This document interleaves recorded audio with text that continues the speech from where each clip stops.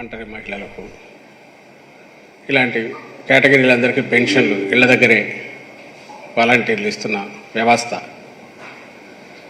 దాదాపు 4.5 ఏళ్లుగా అందరూ అలవాటు పడింది. ఈవెన్ కోవిడ్ టైంలో కూడా అలాంటి వ్యవస్థకు ఈయన చంద్రబాబు నాయుడు చేసిన యాగి వల్ల తన మనుషులను తన బినామీలను పంపి వాళ్ళు వెళ్తే వైఎస్ఆర్ కాంగ్రెస్ పార్టీకి ప్రయోజనం కలిగిస్తారు లేదా ప్రచారం చేస్తారన్న దీన్ని తీసుకుని సాకు చూపి వాళ్ళను పక్కన పెట్టాలనే నిర్ణయానికి తానే కారణమయ్యాడు. బాధ్యత పూర్తిగా తనదే. ఇది మార్చి ఎండింగ్లో జరిగింది. ఏప్రిల్ 1కు ఇవ్వాల్సింది కొత్త ఫైనాన్షియల్ ఇయర్ అయినందువల్ల ప్రతిసారి ఇలాగే 3వ తేదీ ఈ ఇయర్ కూడా అనుకుంటే దాని మీద యాగి చేశాడు. ఒక సిస్టమ్, దానికి ఆయన చెప్పిన కారణం ఈ వాలంటీర్లు వైఎస్ఆర్ కాంగ్రెస్ పార్టీ ఏజెంట్లుగా పనిచేస్తున్నారు. ఆ రోజు అడిగాం, అయ్యా ఏ ప్రభుత్వమైనా మంచి చేస్తుంటే ఆ ప్రభుత్వంలో పనిచేసే ఎవరైనా సరే, ఉద్యోగులు కావచ్చు, వాలంటీర్లు కావచ్చు, పార్ట్ టైమర్స్ కావచ్చు, ఎవరైనా సరే పొలిటికల్గా వాళ్ళు సిటిజన్సే కాబట్టి వాళ్ళకి నచ్చిన దీనివైపు ఉంటారు. సహజంగానే వాలంటీర్లు ఈ ప్రభుత్వం ఇస్తున్న మంచి పథకాలు తీసుకెళ్తున్నారు కాబట్టి దానివల్ల వాళ్ళకి సమాజంలో గౌరవం వచ్చింది కాబట్టి ఈ ప్రభుత్వం మీద అభిమానం ఉండొచ్చు. జగన్మోహన్ రెడ్డి గారు పెట్టిన వ్యవస్థ కాబట్టి ఆయన మీద కూడా అనురాగం పెంచుకోవచ్చు, అభిమానం పెంచుకోవచ్చు.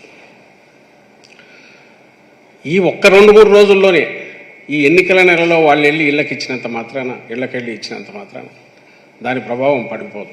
ఇంతకుముందు కూడా నేను చెప్పాను, వాలంటీర్లను వాళ్ళు పెట్టి ఇంటింటికి సర్వీసెస్, ఇది ఒక పెన్షన్లే కాదు, ఇంకా పౌర సేవలు దాదాపు 100 పైగా 130 ఎన్నో ఉన్నాయి. అలాగే ప్రభుత్వానికి కావాల్సిన ఇన్ఫర్మేషన్ తీసుకొని రావడం కూడా వాలంటీర్లు చేస్తుంటారు. ఇది ఒక బాధ్యత. 2,60,000 మంది దాకా పనిచేస్తున్నట్టు ఆ బాధ్యతల్లో ఇది ఒకటి. నిజంగా గన వాలంటీర్లను పెట్టినా ఈ పెన్షన్లు అనేవి పెంచుకుంటూ ఇంటికి సౌకర్యాలంతా అందజేస్తూ ఎప్పటికప్పుడు వాళ్ళకు భరోసానిస్తూ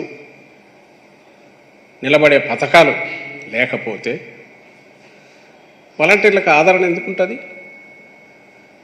అంటే ultimately it is not the volunteers,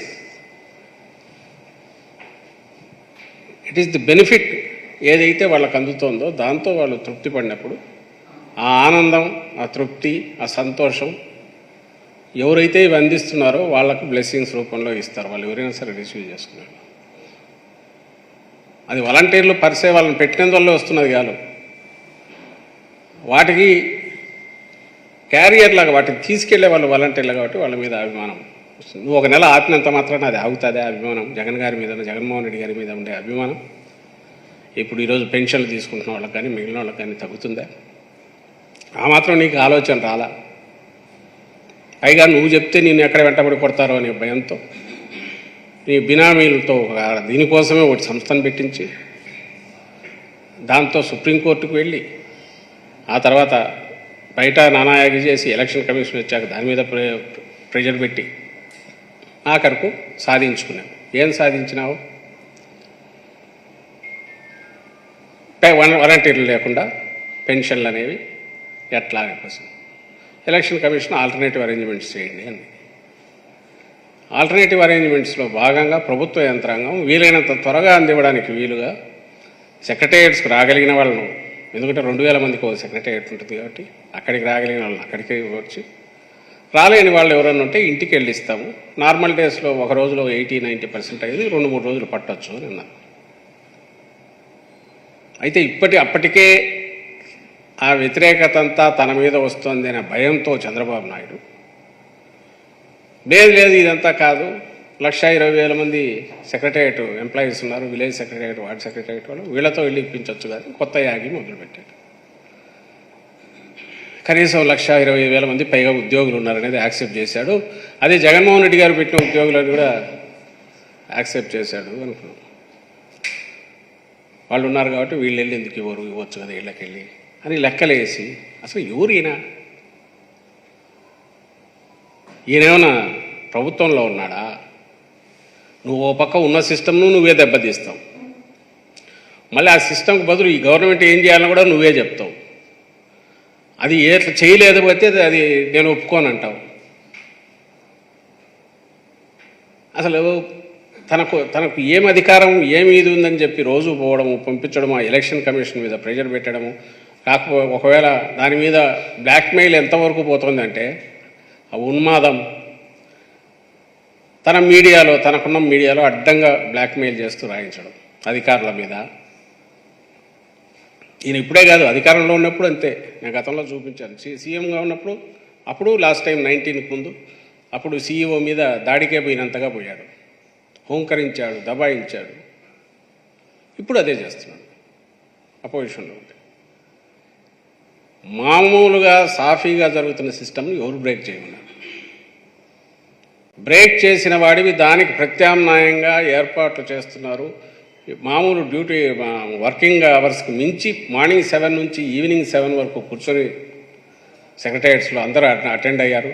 2-3 రోజులు కంప్లీట్ చేశారు. దాని దాన్ని వదిలితే 2-3 రోజులు అది పూర్తి అవుతుంది. నువ్వు ప్రత్యేకంగా చెప్పాల్సిన అవసరం లేదు. నీ భయం ఏంటంటే నీ వల్లనే వాళ్ళు మళ్ళీ రోడ్డు ఎక్కాల్సి వచ్చింది, సెక్రటరీ వరకు పోవాల్సి వచ్చింది. ఆ కోపం అంతా ఈ పెద్దవాళ్ళందరూ, వృద్ధులు, అశక్తులు, వీళ్ళంతా కూడా చంద్రబాబు మీద చూపిస్తారని భయం పట్టుకుంది. భయం పట్టుకుని ఏం చేసినావు? మళ్ళీ వరుస పెట్టి పిటిషన్ల మీద పిటిషన్లు. లేదు నేను ఒప్పుకోను, ఇట్లయితే కుదరదు, ఇంట్లోకి తీసుకెళ్ళాలి, లేకపోతే నువ్వే చంపినట్టు అవుతుంది, ఆ 32 మంది నువ్వే చంపినట్టు అవుతుంది. పొద్దున లేచిన అలా నుంచి బూతులు తిట్టి శవరాజకీయం ఎవరు చేసింది? ఈయన. దాన్ని పట్టుకొని యాగీ చేసి ఈరోజు ఈసీ నుంచి విస్పష్టమైన ఆర్డర్స్ వచ్చాయి. అవి వస్తే దాని మీద నేను ఒప్పుకోను, దీనికి డీబీటీ కాదు ఇదని చెప్పింది. ఏముందండి ఈసీలో? అది ఈరోజు కాదు, ఆ రోజు కూడా చెప్పింది. లెటర్ పెట్టు సరే. ఇది ఈసీ లెటరు, నిన్న రాసింది. మీడియా అందరికీ తెలుసు, నేను స్పెసిఫిక్గా జనం కోసం అని చెప్పి చూపడం కోసం తీసుకున్నాను.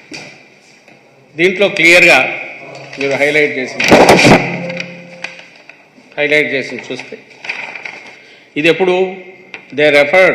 I'm directed to refer to the commission's letter of even number dated 30th March. అప్పట్లో ఇచ్చిన లెటర్కే reply on the subject cited which inter alia states that the కోర్ట్స్లో the government of Andhra Pradesh to make alternate arrangements for distribution of the benefits of ongoing schemes to already selected beneficiaries using DBT bracket lo electronic transfer preferably or through other regular employees quotes end. ఇది ఎప్పుడు రాసింది? March 30th.